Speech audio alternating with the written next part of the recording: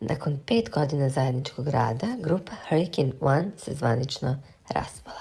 Devojke su odlučile da ne produže svoje ugovore i da ovdje okončaju saradnju. Ivana, Sanja i Ksenija više nisu deo grupe Hurricane. Producenti nisu dugo čekali i već su najavili potpisane ugovore sa 3 nove devojke, a mi smo ovdje da vam otkrijemo koje je u pitanju.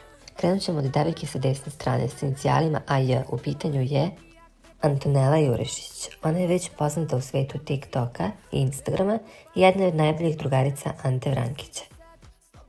Nakon što smo vam otkrili da je prva članica Antonela Jurišić, vreme da otkrijemo ko su preostale 2 članice. Druga, a ujedno i najstarija članica benda, jeste Anđela Kelman.